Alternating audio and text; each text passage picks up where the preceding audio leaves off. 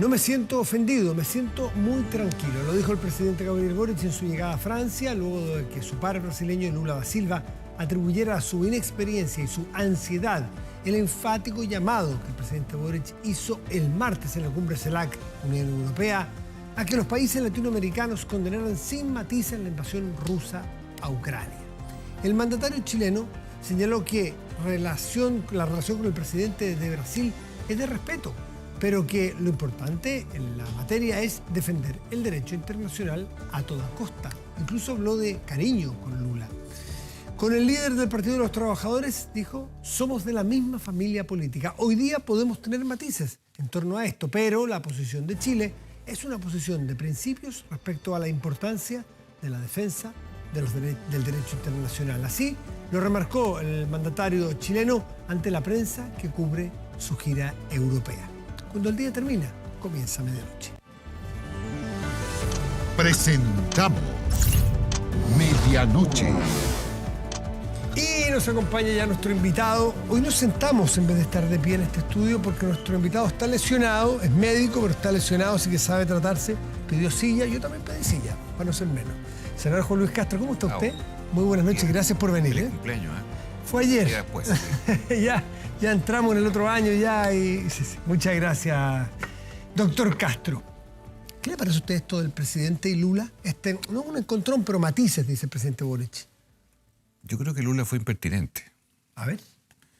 Porque un presidente que llega a una descalificación que suena más bien a una vuelta de mano de cuando el presidente Boric lo criticó, cuando dijo Lula meses atrás, cuando estuvo el presidente allá en Brasil, y Lula hizo una gran defensa de Venezuela, y el presidente Boric dijo: no, aquí no hay una caricatura, no es un invento, hay problemas de violación de derechos humanos en Venezuela, hay problemas de democracia, de libertades. A mí me huele que lo que hizo Lula, que se excedió, francamente, en todos los parámetros diplomáticos, puede pensarlo, pero otra cosa es que diga. Es ansioso, tiene experiencia, puede pensarlo. Pero yo creo que traspasó los límites de la diplomacia normal. ¿Siente que le faltó el respeto al presidente Boric? Un poco, sí. Yo creo que estuvo de más. ¿Y la respuesta del presidente Boric? Estuvo a la altura, estuvo por sobre, no quiso enganchar con esto. Puede haberse sentido el presidente irritado, no me cabe duda. ¿Incomoda en un sector de la izquierda que el presidente Boric no haga distingos de procedencia política cuando se trata de apuntar a los derechos humanos como algo inconversable, innegociable, inaceptable? Sí, lo que pasa es que nosotros tenemos una diferencia con el mundo comunista, para ser bien sincero. Porque el mundo comunista en Chile dice y defiende que Cuba, que Venezuela, que otros países de la ex Unión Soviética, la Europa del Este, están bien, están dentro de los parámetros que se consideran democráticos. Nosotros creemos que no, hace mucho tiempo. El presidente Boric ha sido enfático en esto. Entonces, puede ser impopular para él, pero yo creo que hoy día no hay una sola izquierda. Hoy día hay diversas izquierdas, como en el mundo existen, que tenemos miradas diferentes respecto al rol de la democracia, a la valoración de la democracia. Y creo que en ese sentido, Lula está en una posición muy pro Venezuela y pro cubana. Sí, Juan Luis Castro pone un tema que es interesante, que me voy a ir, y en este contexto uno tiene la licencia de hacerlo, ir a los 50 años, sí. Viajar 50 años para atrás. Sí. Alguien dirá, pero como tanto. Bueno, es que en este momento se puede, porque ese es un tema de una época, se puede debatir. Y de los libros que están saliendo, que uno va leyendo, usted dice: hoy no hay una sola izquierda. Hace 50 años tampoco había una sola izquierda. Si uno lee las crónicas del momento, había dos izquierdas que apoyaban o que estaban en el gobierno de la Unidad Popular. Y había una izquierda que era más templada y más tranquila, y una izquierda que era más rebelde y más pasada para la punta. Y según las crónicas, usted pertenece a ese partido, parece ser que su partido era el más pasado para la punta y el que empujó al presidente Allende a condiciones mucho más insostenibles. La izquierda más pro-cubana, más revolucionaria en tiempos de Salvador Allende, más proclive a la vía armada. La vía armada, claro. Era el Partido Socialista. La más revolucionaria, claro. Y el MAPU. En cambio, el Partido Comunista, el MAPU Obrero Campesino, eran partidos que con la lealtad a Salvador Allende creían en la vía pacífica para llegar al poder. Claro. O sea, respetaban las reglas de la democracia. Entonces, es paradójico, francamente, porque en la época de los 70 el Partido Comunista apostaba no un proceso revolucionario inmediato para llegar al socialismo, sino apostaba a las vías democráticas. Hoy día, sin embargo... O llegar por las vías institucionales. Exacto. O por las vías de la revolución. Exacto, pero respetando la democracia. Hoy día, y bueno, eso tiene que ver con la dictadura también. Recordemos que a mitad de los 80 el Partido Comunista giró hacia la vía más radical, ¿verdad? Frente Patriótico. Entonces, claro, hoy día vivimos un resabio de eso, porque los experimentos de la Europa del Este que quedan todavía en el mundo, que son pocos, sin embargo, son reivindicados por ellos, no por nosotros. Y en ese sentido, el presidente Boric, que siempre ha tenido una admiración por el Partido Socialista, no siendo él del Partido Socialista, pero muy estudioso del Partido Socialista. Y de Salvador Allende, en particular, en esta época. Entonces, no ha sido fácil para él, pero ha sido valiente. Eso es un punto muy importante. ¿Hay espacio para debatir lo que ocurrió antes del 11 de septiembre? Sí. Porque cada persona que se atreve a decirlo le ha costado caro. Mire, Patricio Fernández. ¿Hay espacio? ¿Y dentro del partido lo discuten? Sí, mucho. O sea, el Partido Socialista desde el 74 hizo una reflexión autocrítica de lo que fue la experiencia de la Unidad Popular. Pero yo creo que hoy día, más que nunca, tenemos el deber de decir el contexto político. Hay gente que dice, no, solo digamos nunca más un golpe de Estado. Ok, pero no expliquemos las causas. No, hay que explicarlo todo. O sea, aquí no hay nada que avergonzarse. ¿No lo van a acusar de negacionista? No. Yo creo que el contexto en que se dio el fenómeno de la Unidad Popular es un contexto histórico muy determinado, donde no pudimos tener una mayoría social y política. Recordemos que Salvador Allende ganó con el 36% aproximadamente. Era otro sistema presidencial, era otro escenario. No había segunda vuelta. Estábamos en el conflicto este-oeste, ¿verdad?, del mundo. Entonces, no era lo mismo, no era igual. Sin embargo, yo creo que la reflexión del socialismo renovado, del socialismo moderno, hace reflexionar que la revalorización de la democracia, la forma en que hoy día llegamos finalmente a un escenario de libertades, no es indiferente. Voy a volver como a la antigua con los cassettes. Voy a adelantar y voy a volver al tiempo presente. Siempre ha habido dos izquierdas, entonces, que se han comportado de distintas maneras, según usted mismo narra, desde el Partido Socialista. ¿Por qué cuesta tanto convivir, tanto en la de la Unidad Popular como ahora, con diferencias clarísimas, pero igual cuesta convivir? Ustedes, en cambio, han tenido convivencias con adversarios como la Democracia Cristiana, en la Concertación por 30 años, y les costó menos convivir, aparentemente, que con los comunistas hoy día, o con el Frente Amplio hoy día, ¿o no? Fue difícil. O sea, ¿la Concertación fue difícil? La Democracia Cristiana, recordemos, desde el punto de vista de la izquierda chilena, la Unidad Popular, fue un partido que al final de los tiempos de Salvador Allende estuvo más bien cercano a la derecha, salvo un grupo, el grupo de los 13, ¿no es cierto?, que reivindicó la democracia y condenó el golpe de Estado a los pocos días. Sin embargo, no fue sencillo, pasaron 17 años, hasta que logramos una coexistencia con la Democracia Cristiana. Sí. No es sencillo ni fácil esto. Sin embargo, yo creo que se consiguió. Y con palabras del propio presidente Boric, fueron 30 años muy virtuosos. Sí, exactamente. Sin embargo, yo creo que tenemos resabios en el mundo de hoy de decir, mire, la unidad entre el centro y la izquierda no ayuda, no colabora, que es un error. Yo creo que la unidad del centro y la izquierda en tiempos de la Concertación, la nueva mayoría, fue virtuosa. Hoy tenemos un tiempo en el cual la izquierda moderna necesita refrescarse, pero tampoco renegarse. No puede la izquierda decir todo lo que hicimos para atrás con el centro político fue un error, porque no fue así. El progreso, el crecimiento, todo lo que implicó esto en Chile ayudó. Hoy, en ese sentido, el presidente tiene una visión de futuro, pero de pronto lo siento un poquito aislado de sus propios ¿al presidente cercanos? Boric? Sí, porque... A ver.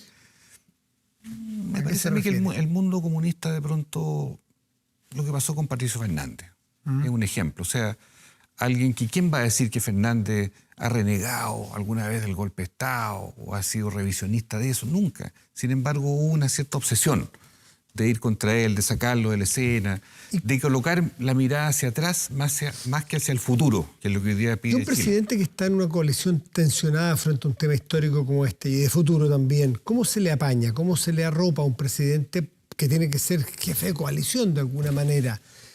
¿Ustedes sienten que tienen esa responsabilidad? Sí, porque el Partido Socialista llegó como invitado al actual gobierno y hemos tenido un rol cada vez más protagónico. Y en ese sentido yo creo que tenemos una enorme responsabilidad de lograr que el éxito del gobierno esté asociado a los cambios que se prometieron, pero al mismo tiempo con sensatez.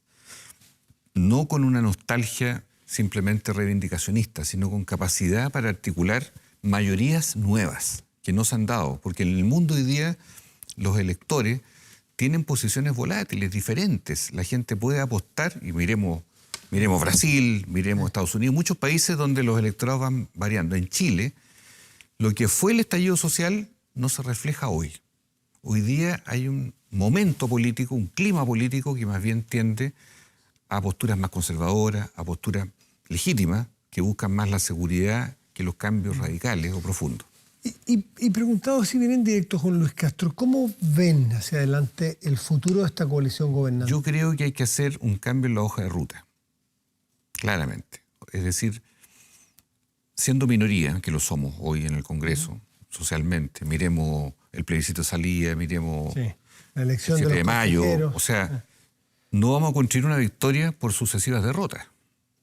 Tenemos que generar condiciones para que haya éxito en determinados procesos y propósitos que podamos lograr en el actual gobierno. ¿Y qué hay que ponerle a esa hoja de ruta? Como cuando uno al Waze le pone una dirección para poder ir hacia allá. Yo creo que tenemos ¿Qué hay que ponerle al buscador? Yo creo que hay que buscar una nueva constitución, siendo minoría, que permita aprobar un proceso que ojalá no tenga restricciones tan dramáticas como algunos quieren colocar y que permita tener una nueva constitución. Me parece que hay que destrabar la reforma de pensiones, claramente, que es un compromiso que está estancado y que requiere que la derecha también haga un esfuerzo sincero. Y me parece que hay que hacer una reforma de la salud. No una reforma costosa y cara, pero una reforma que permita que esta desigualdad profunda que tiene Chile pueda ver un futuro mejor. Por último, Juan Luis Castro, como presidente todavía de la Comisión de Salud, ¿cierto? Como presidente de la Comisión de Salud del Senado, dejamos de hablar, porque en Chile parece que cuesta, parece que es demasiado chico el sillón, no caben dos temas. Hablamos de ISAPRE hasta que nos hicimos expertos en ISAPRE.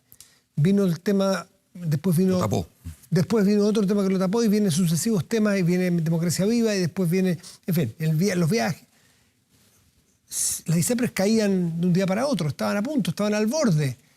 ¿Qué pasa? Porque siguen, creo que ayer en el Senado hubo una reunión con la ministra, con las ISAPRES, con la superintendencia. ¿En qué va eso? Por suerte que no hay tanto ruido, pero la cosa va bien. Ayuda, va bien. Hay un comité técnico donde se está sincerando la situación financiera de hoy y del futuro, asegurando reglas que vengan, que den sustentabilidad al sistema, que se cumpla el fallo. El fallo empieza a regir en noviembre. O sea, yo veo con un moderado optimismo que podemos construir un acuerdo razonable que haga justicia con los afiliados, pero que además dé sustentabilidad al sistema. ¿Y cómo se le da sustentabilidad si las tres patas de los precios están fijas? Bueno, eso es parte del debate, es parte de la discusión interna que estamos teniendo, pero yo creo que... ¿Los planes no se pueden mover? No, pero pueden haber reglas futuras, que esta ley corta es la que va a definir. ¿Puede ser, por ejemplo, los precios base? Puede ser los precios base. O sea, permitir a la ISAPRES que modifique los precios base para tener solvencia económica. Puede ser, porque, mira, aquí tenemos ISAPRES que algunas están integradas verticalmente con clínicas, otras no, otras son de capital extranjero, otras nacionales. O sea, hay que buscar una fórmula a la chilena para nuestro país que permita que la gente se sienta de verdad, que tenga justicia en cuanto a sus condiciones de precio, pero al mismo tiempo que el sistema tenga sustentabilidad. Juan Luis Castro, presidente de la Comisión de Salud del Senado, miembro del Partido Socialista, gracias por estar aquí esta noche. Encantado, Matías. Que esté muy bien. Hasta pronto. Hacemos una pausa y volvemos. Espérenos. Estamos de vuelta y de inmediato revisamos las informaciones más destacadas del día con Marco Fleming. Hola Matías, hola a todos en sus casas. Comenzamos aquí el resumen informativo en medianoche. La Sala del Senado aprobó el proyecto de acuerdo que busca declarar inconstitucional la Comisión Asesora contra la Desinformación, que es impulsada por el gobierno. La iniciativa fue ingresada por la oposición y fue aprobada este miércoles con 18 votos a favor, 11 en contra y 3 abstenciones. Plantea que la comisión sería inconstitucional por incidir en una materia de ley que corresponde discutir al Congreso Nacional.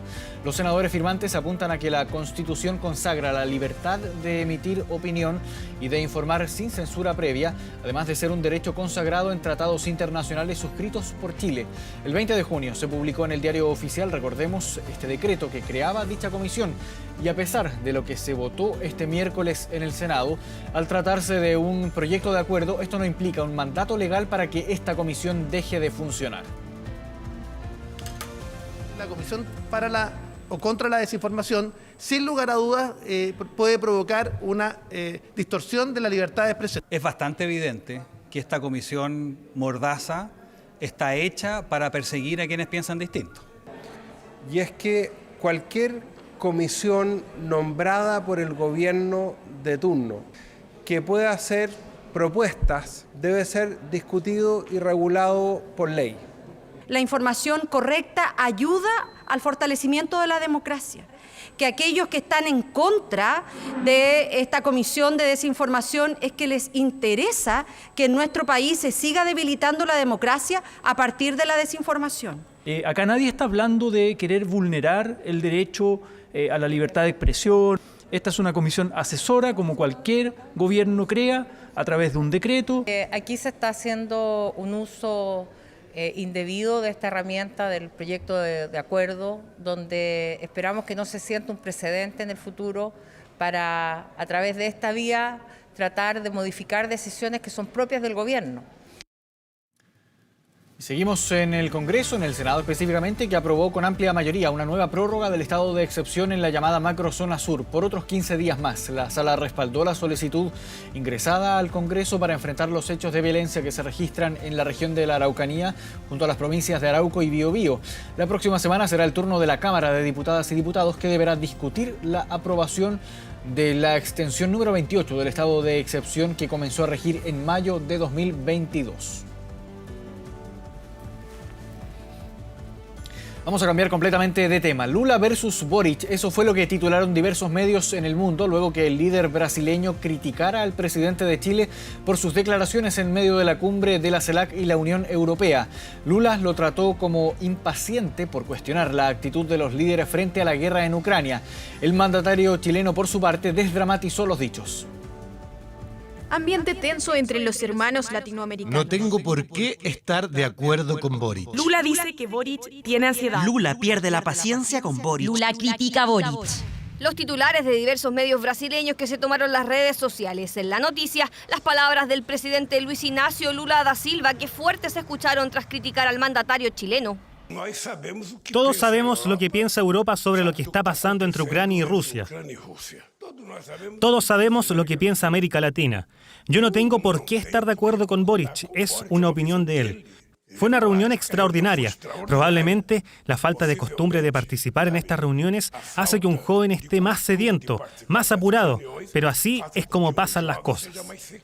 Atrás quedaron los abrazos, saludos y conversaciones que sostuvieron este martes. El Lula cuestionó lo que llamó prisa y ansiedad del mandatario chileno luego que Boric interpelara a líderes europeos y latinoamericanos en su discurso en la cumbre de la CELAC. Yo creo que es importante que desde América Latina lo digamos con claridad.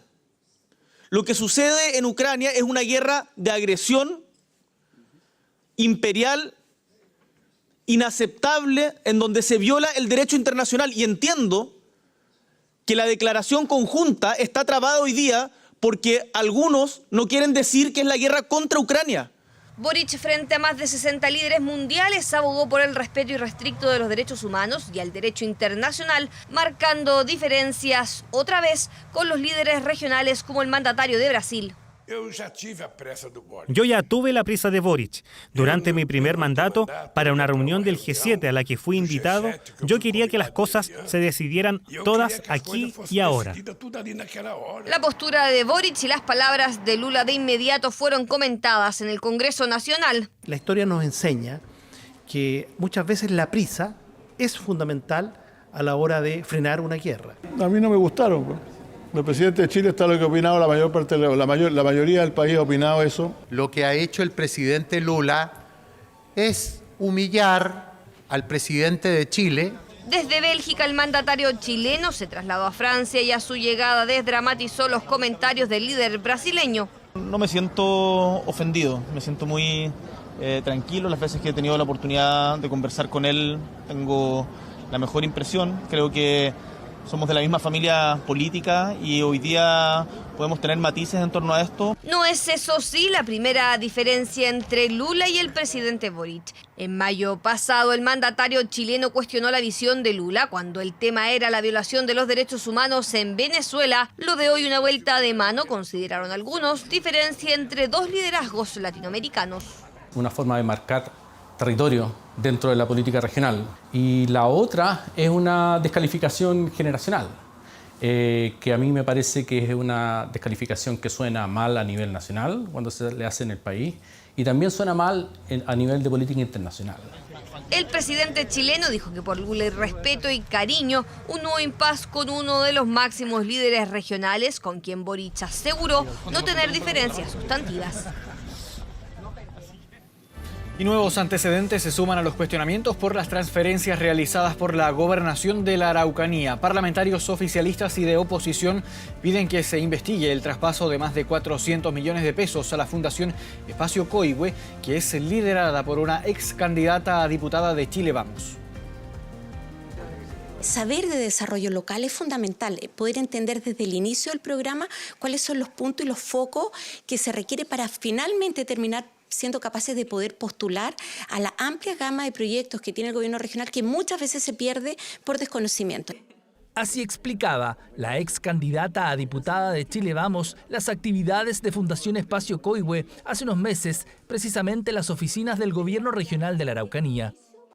Hoy, la fundación está en la mira por el millonario traspaso de 400 millones de pesos desde el gobierno regional, con el objetivo de realizar programas de capacitación y formación de dirigentes.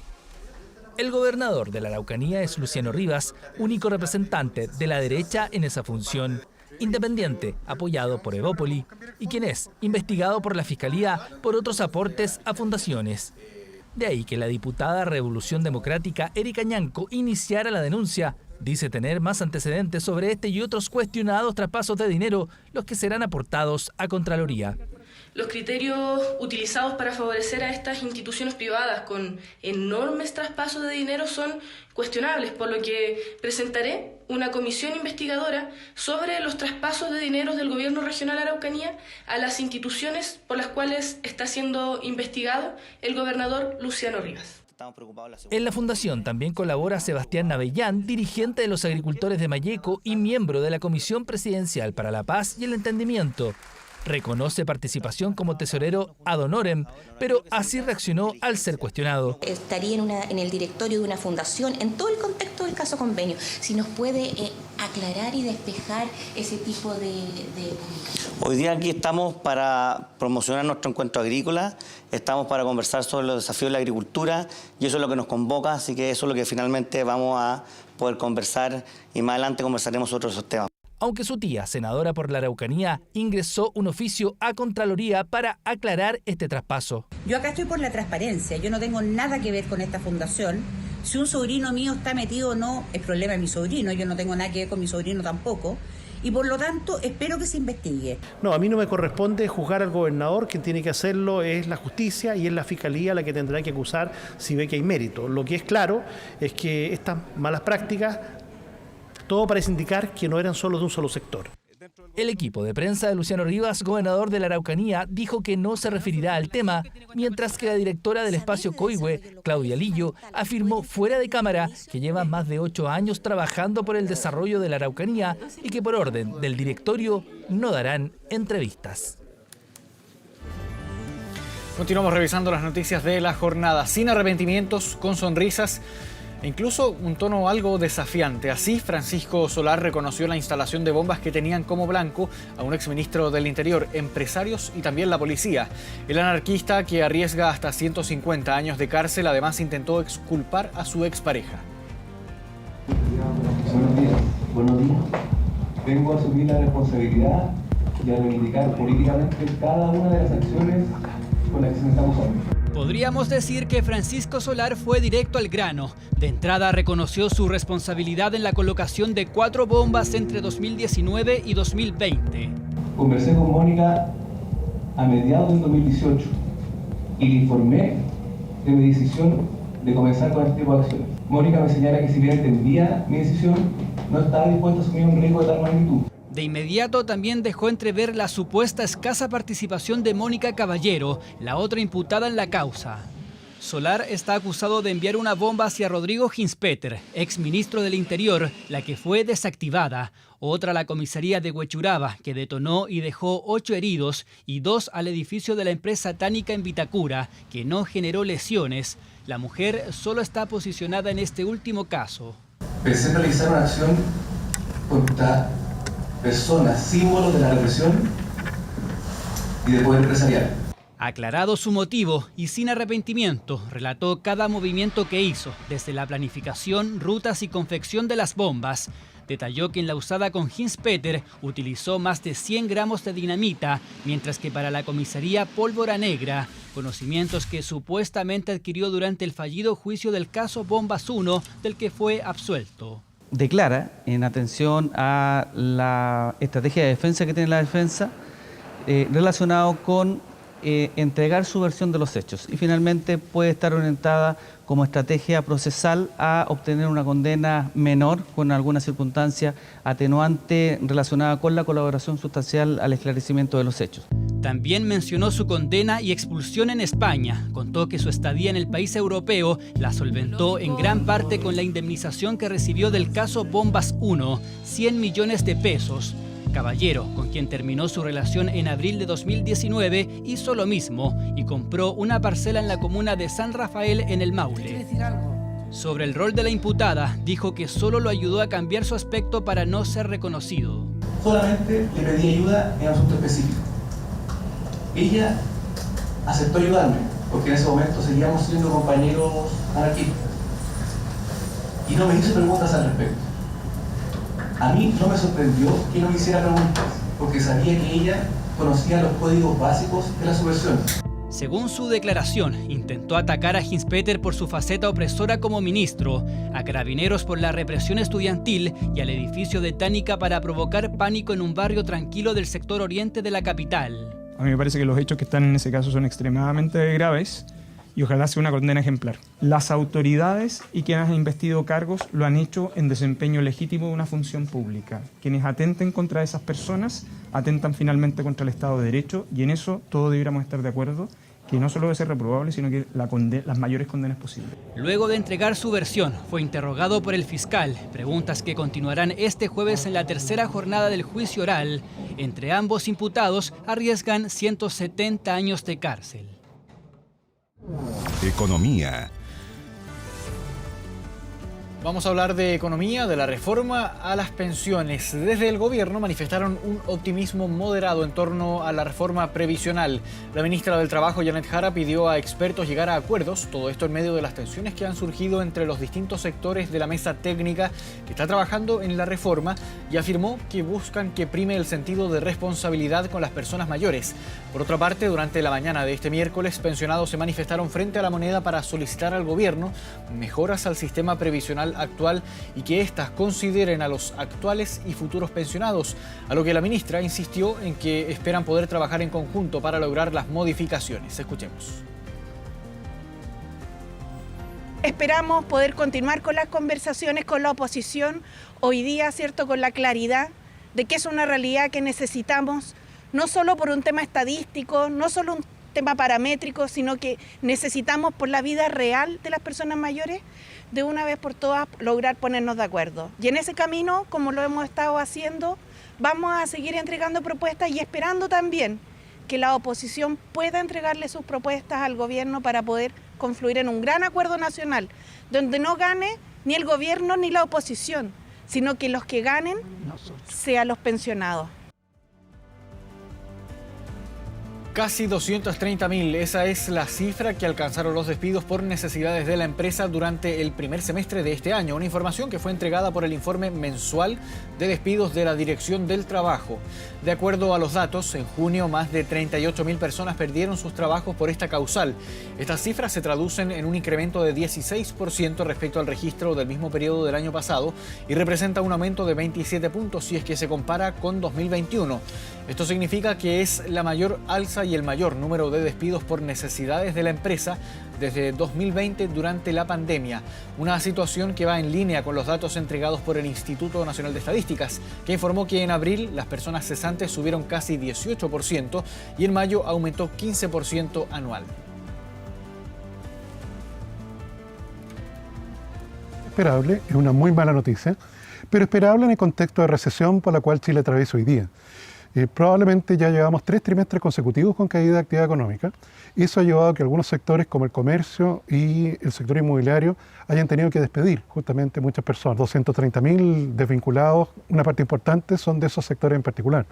Ello es 16% más que en igual periodo del año pasado. Aquí tenemos una desaceleración bastante importante entre el primero y el segundo trimestre, lo cual, digamos, dentro de la mala noticia es algo positivo, porque finalmente lo que necesitamos para que cambie la tendencia es que primero los ritmos de incremento de los despidos por necesidades de la empresa se empiecen a moderar. Y eso ya ocurrió en el segundo trimestre de este año. Tenemos cifras de desempleo, ¿cierto?, que ha mostrado el INE y que creemos que han tenido un impacto acotado en lo que ha sido el enfriamiento de la economía. Hoy día se han conocido en particular cifras respecto de los despidos por necesidades de la empresa, que son los de carácter más masivo dentro de las categorías de los despidos. Está trabajando un subsidio para apoyar a los empleadores en la generación de nuevos puestos de trabajo. Sigue además vigente la entrega del subsidio IFE laboral y el subsidio Protege. Y por otro lado estamos legislando y fortaleciendo las medidas contenidas en la ley del seguro de cesantía. Vamos a cambiar de tema. Libertad a reos mayores de 75 años que no representen un peligro actual para la sociedad. Esa es una de las enmiendas de la discordia que presentó el Partido Republicano. La norma fue criticada duramente en el Consejo por quienes aseguran que se trata de un perdonazo para violadores a los derechos humanos. Miguel Krasnov Marchenko tiene 76 años y se vería beneficiado por esta medida. Él ha sido condenado por los secuestros calificados de Agustina Lamiro Martínez Mesa, Jacqueline Druyit Yurich, Jaime Vázquez, Guillermo Bocire, Juan Molina Mogollones. La larga lista contenía víctimas de uno de los violadores a los derechos humanos más brutales de la dictadura. César Negrete Peña, Carlos Carrasco Matus, Juan Rodrigo MacLeod. Un tema que se posicionó y tensionó a los protagonistas del segundo proceso constitucional. Solo quiero recordarles que los expositores que están acá son personas de carne y hueso, igual que usted, igual que yo, por lo tanto merecen respeto. Vienen a presentar una iniciativa popular de norma que representa más de 10.000 personas que los apoyaron. Tensión por una iniciativa popular de norma que, tras lograr los respaldos necesarios, logró que el Consejo Constitucional analizara la propuesta que busca que aquellos reos que tengan más de 75 años puedan terminar su pena mediante reclusión domiciliaria. Yo tengo algunos conocidos que han estado en Punta Opeco y otros que han estado en Colina 1, pero yo insisto que esta no es una norma específica, un traje a la medida, un perdonazo. Distinto piensa el oficialismo, que sí lo consideran un perdonazo, y para ellos se busca por partida doble, porque el Partido Republicano presentó una enmienda con similares características. En este caso, para aquellos condenados que, preste atención, no representen un peligro actual para la sociedad. Que es un perdonazo para quienes han cometido asesinatos, crímenes horrorosos en tiempos de dictadura. Esta es una propuesta que no va destinada a una persona o a un grupo en particular, por el contrario, esta es una indicación que tiene por objeto tener alcance general. Yo creo que tenemos que sacar a los delitos que tengan que ver con delitos sexuales o delitos de lesa humanidad. El gobierno, que hasta ahora no había entrado al debate constitucional, abordó la polémica. Y fue el propio ministro de Justicia que aseguró que una norma de este tipo atentaría contra tratados internacionales. Para el Ejecutivo, la polémica enmienda tiene nombres y apellidos. 265 son mayores de 75 años. De esas 265, aproximadamente 145, 146 son personas condenadas por violación a derechos humanos. Yo creo que esas cifras lo dicen todo. Y no fue la única enmienda republicana que encendió los ánimos, incluso en la propia oposición, como la que apunta a eliminar el impuesto al patrimonio. Eliminar las contribuciones, eliminar esta barrera para poder ser dueño de una casa, me parece que va en la línea de beneficiar y apoyar a las familias chilenas. Es un tema que vamos a tener que discutir bastante porque el Fondo Común Municipal, que son las platas de todos los municipios, especialmente los municipios más pobres, se alimenta justamente de las contribuciones y de las patentes. No debiésemos rigidizar en la Constitución, es un tema que a mí me parece que es importante considerar, pero hay que recordar que es una discusión que está abierta a nivel legislativo. ¿Cambiará la edad exigida para ser presidente? Otra enmienda que provocó conflicto. Republicanos y la UDI pretenden aumentarla a 40 años como mínimo, requisito que, por ejemplo, dejaría fuera de la próxima presidencial a figuras como la ministra Camila Vallejo. Republicanos debiera sincerar definitivamente si todas sus propuestas están orientadas a resolver y satisfacer más bien sus aspiraciones electorales del sector. Si para ser presidente de la República no se necesita tener una expertise o una profesión determinada, sí debiese por lo menos existir un piso de experiencia pública, de experiencia laboral. Agosto será el mes clave donde tendrán que debatir y votar estas normas. La pregunta es si alguna de ellas logrará los 3/5 necesarios para estar en el texto constitucional. Y el alcalde de la comuna de Recoleta, Daniel Jadue, anunció que va a ejercer todas las acciones que la ley le permitan contra el contralor Jorge Bermúdez, acusando una falta al debido proceso. Esto luego que el organismo presentará cargos al jefe comunal por presuntas faltas a la probidad, una indagatoria que ha provocado tensión dentro del municipio. El contralor claramente ha violado un debido proceso y nos ha condenado públicamente. Da la sensación de que uno ya no puede confiar en lo que este proceso vaya a determinar. Yo voy a ejercer todas las acciones que la ley me permita contra el contralor. Palabras y dardos directos del alcalde de Recoleta, Daniel Jadue, hacia el líder de la Contraloría, Jorge Bermúdez, que el pasado 6 de julio formuló cargos por eventuales faltas a la probidad en contra del jefe comunal y otros 3 funcionarios del municipio. En vez de salir a aumentar la filtración del contralor, debería instruir un sumario contra quien lleva a cargo este sumario. Le ha mentido a todo Chile el contralor. Cuestionamientos hacia Bermúdez, quien este martes detalló que tras una auditoría pública por el traspaso de 613 millones de pesos a la Asociación Chilena de Municipalidades con Farmacias Populares, se inició un sumario administrativo que derivó en la formulación de cargos. Efectivamente hay irregularidades que son relevantes, tal como aparece en la nota de prensa, pero no puedo dar más detalles. Los cargos son reservados, solo los conocen los destinatarios de los mismos. Una investigación por eventuales faltas a la probidad que apunta a una serie de convenios, ausencia de rendición de cuentas y control de gastos. Los involucrados están en la Senadis y los municipios de Paillaco, Macul y Recoleta. Yo esperaría que nadie se hiciera cargo de trascendidos ni de mentiras, porque estos son los señores que nos vendieron las mascarillas en Achifar a 5 veces su valor y que después no les pudimos pagar porque ellos pidieron la liquidación forzosa. Explicaciones del jefe comunal por una indagatoria que no solo es administrativa, sino también judicial. Según consignó La Tercera, un trabajador de la firma Best Quality, proveedora de Achifar, habría denunciado la entrega de una coima en productos avaluada en más de 20 millones de pesos, razón por la que la Fiscalía, según el medio, estaría preparando la formalización del alcalde de Recoleta por el delito de cohecho. Solicitarle un informe que entregue todos los antecedentes respecto de la entrega de recursos a Achifar. Todos los recursos que se han entregado a Achifar se han entregado con aprobación de este Consejo y por unanimidad. Traten de no mentir por la prensa. Una cosa es ser concejal y otra hablar a nombre del Consejo. Yo no he hablado en nombre del Consejo.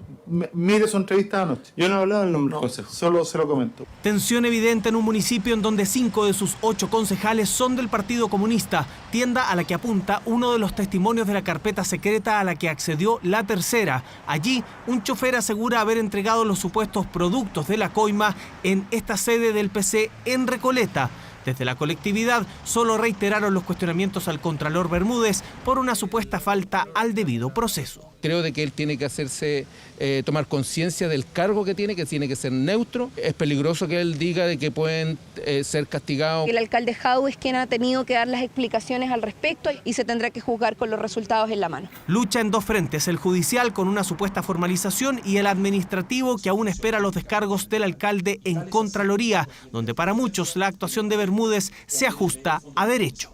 Creo que no conoce las normas del sumario administrativo. Los sumarios administrativos son secretos precisamente hasta la formulación de cargos. El Ministerio Público y la Contraloría han demostrado en nuestro país ecuanimidad. Cuando hay una denuncia de una eventual irregularidad debe ser investigado y es lo que está ocurriendo. El debido proceso se mantiene en curso.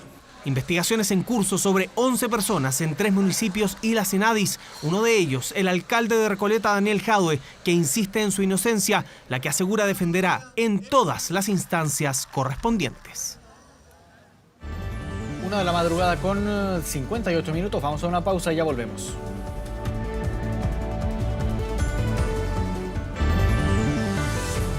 Ya estamos de regreso en medianoche, 2 de la mañana con 5 minutos. Por segundo día consecutivo, la delegación presidencial de la región metropolitana declaró alerta ambiental para la capital. Debido a las malas condiciones de ventilación que siguen afectando a la cuenca de Santiago, las autoridades decidieron volver a decretar esta medida con el objetivo de resguardar la salud de las personas. Entre las restricciones se encuentra la prohibición de encender calefactores a leña y derivados de la madera en todas las comunas de la región. Además, siguen restringidas las quemas agrícolas hasta el 31 de octubre de este año. Y vamos con una información en desarrollo. En las últimas horas, un millonario robo afectó al exalcalde de La Reina, Luis Montt. Carlos Melín tiene la información. ¿Cómo estás, Carlos? Buenas noches. Hola, ¿qué tal? Buenas noches. Sí, se trata de más de 40 millones de pesos. Ese es el avalúo preliminar por este robo del cual fue víctima el exalcalde de la comuna de La Reina. Todo esto ocurrió cerca de las 22 horas, cuando la asesora del hogar que ejerce funciones en su domicilio estaba ya a punto de irse a dormir, de acuerdo con la información que nos han entregado, cuando ingresan 2 desconocidos. Habrían saltado el muro perimetral, rompieron un ventanal para entrar a este domicilio, robando diferentes especies. Se trataría de joyas y especies electrónicas, de acuerdo con la información preliminar. Sin embargo, no habrían ejercido violencia en contra de esta trabajadora. Le indicaron que tenía que quedarse en un lugar quieta hasta que ellos pudieron efectuar los robos. Este domicilio contaba con cámaras de seguridad, sin embargo fueron desactivadas por estos mismos antisociales que, una vez cometido este delito, se dan a la fuga. Es por eso que está trabajando la Policía de Investigaciones en este procedimiento que está en desarrollo, Marco, y estamos también a la espera de las eventuales declaraciones que entregue la Policía Civil en torno a este tema acá en la comuna de La Reina. Claro, vamos a quedar atentos a cómo siga evolucionando esta información. Gracias, Carlos. Buenas noches. Internacional. Vamos a Noticias del Mundo. Vamos a revisar a continuación imágenes de las calles de la capital peruana, Lima, en el marco de lo que fue catalogado como tercera toma de Lima, donde miles de manifestantes de distintas ciudades del país volvieron a las calles para exigir la renuncia de la presidenta Dina Boluarte. De acuerdo a información del Ministerio del Interior peruano, la última cifra indica que más de 21.000 personas participaron en esta jornada de manifestaciones.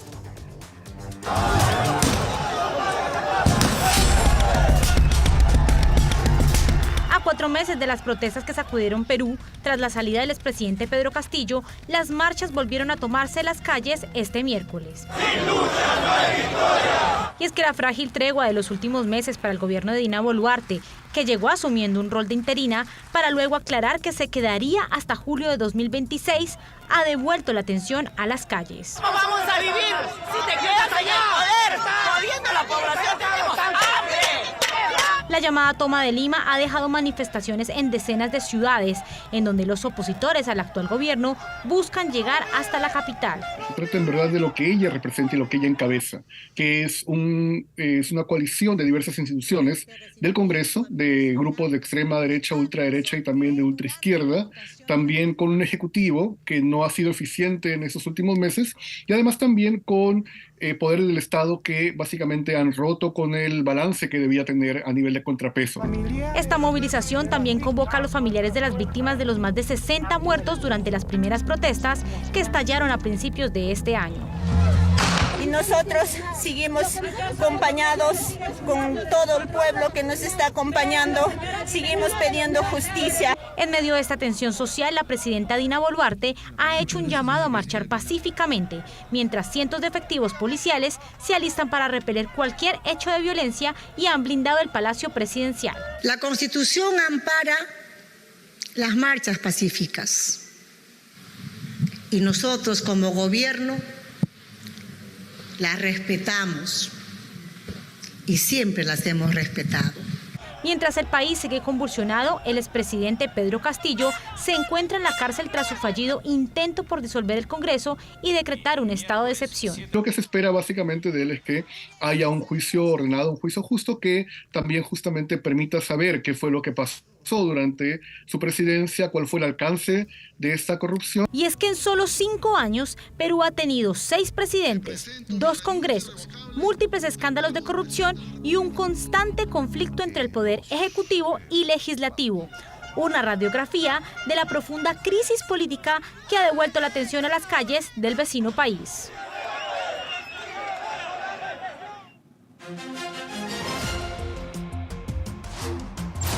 Al menos 3 personas murieron tras un tiroteo registrado en la ciudad neozelandesa de Auckland.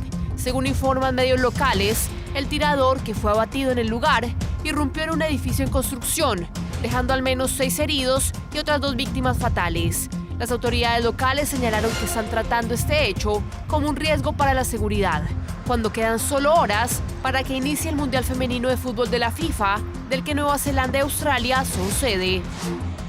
Un poderoso tornado destruyó la planta de la farmacéutica Pfizer en Carolina del Norte. El fenómeno, que azotó la zona con vientos de 135 kilómetros por hora, dejó al menos 4 heridos y afectó también otros inmuebles y carreteras cercanas. Según un comunicado, Pfizer está evaluando el impacto que tendrán los graves daños en esta planta de producción, ya que en esta instalación se fabrica una 1/4 parte de los inyectables estériles que se usan en los hospitales de Estados Unidos. Un barrio en Florida vive una invasión de conejos después de que fueran liberados de manera ilegal.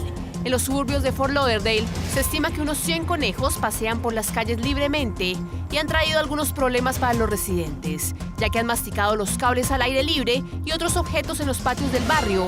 Los vecinos están recaudando miles de dólares para capturar, vacunar y refugiar a estos conejos, que luego serán entregados a familias de la comunidad en adopción. Y en Colombia, un accidente aéreo dejó a 5 políticos de la oposición fallecidos. Se trata de una nave que viajaba hacia Bogotá para realizar un encuentro político, cuando por razones que aún se investigan se precipitó al suelo. 5 políticos de la oposición murieron junto al piloto. Entre los fallecidos se encuentra la ex senadora Noora Tovar, miembro del Partido Centro Democrático, que es el principal grupo de oposición al gobierno de Gustavo Petro. A través de su cuenta de Twitter, el ex mandatario y fundador del partido, Álvaro Uribe, lamentó esta situación y la calificó como una tragedia.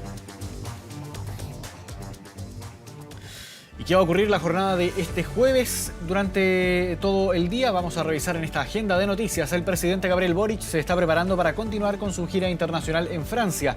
En unas horas, el mandatario va a participar de un encuentro con empresarios franceses, un encuentro que ya debería estar por comenzar, y luego sostendrá una reunión con la alcaldesa de París, Anne Hidalgo.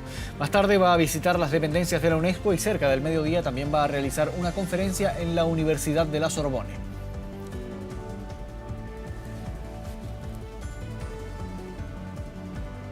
La Comisión por la Paz y el Entendimiento va a realizar su primera sesión este jueves en La Moneda. En la instancia van a participar diversos comisionados que van a abordar las soluciones a las demandas de las comunidades mapuche, como la reparación de tierras, así como también mejorar la convivencia de quienes viven en esta zona.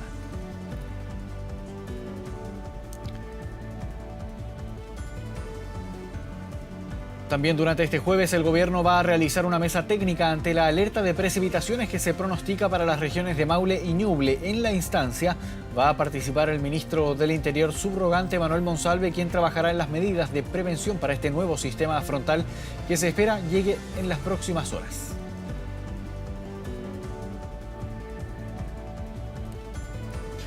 2 de la mañana con 13 minutos. De esta forma llegamos al final del bloque informativo en medianoche. Agradecemos que se hayan informado junto a nosotros y volvemos ahora con Bien, Matías Marco, muchas gracias. Y vamos a la pantalla grande de nuestro estudio y revisamos nuestro portal de contenidos y noticias 24horas.cl, que en este momento destaca la siguiente información. Debiese caer más nieve, dicen expertos. Así se viene el nuevo sistema frontal frío en la región metropolitana. Si quieres saber de qué se trata y más detalles, 24horas.cl. Y revisamos el tiempo para hoy, jueves 20 de julio de 2023. Santiago tendrá cielo nublado y una máxima probable de 17 grados. En tanto, Valdivia, en la región de Los Ríos, la ciudad del Gran Río, por antonomasia el Río Cruz, el Río Valdivia. Preciosa ciudad, tendrá lluvia también, lo clásico. Valdivia es una ciudad de mucha lluvia. Mañana tendrá chubascos, dicen, para ser más preciso, y 12 grados de máxima probable. Con esta información nos despedimos, agradecemos su atención, los dejamos invitados a revisar siempre los contenidos y estar atentos a las pantallas de TVN y todas sus plataformas. Que tengan muy buenas noches y gracias por venir.